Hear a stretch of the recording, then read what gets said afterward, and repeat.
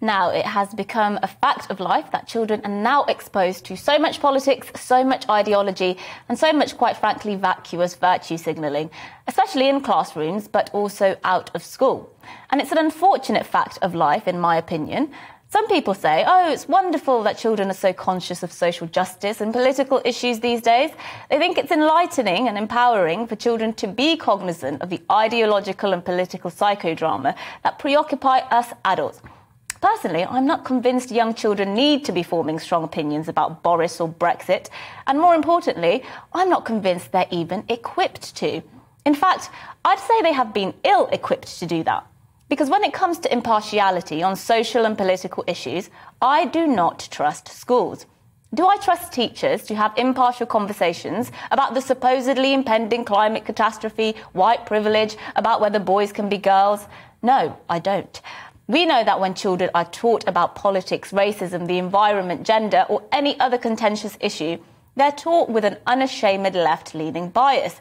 They're taught all sorts of highly complex, contested issues as if they are gospel. And this is wrong. It's not a teacher's place to tell my child or your child which ideological position they should take on any issue. It is a teacher's place to ensure that classrooms are an open, tolerant environment which put critical thinking front and centre. Which is exactly why I welcome the government's moves on this.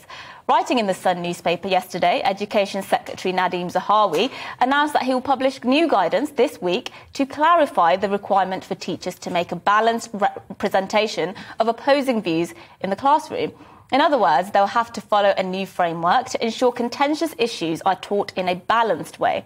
I think he hits the nail on the head when he says, and I quote, "Parents and carers need to be confident that their children can learn about political issues and begin to form their own independent opinions without being influenced by the personal views of those teaching them."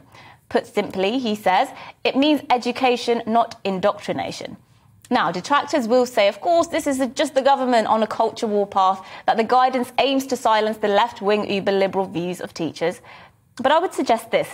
If teachers are afraid of having to teach views they don't agree with, then that's exactly why guidance like this is needed.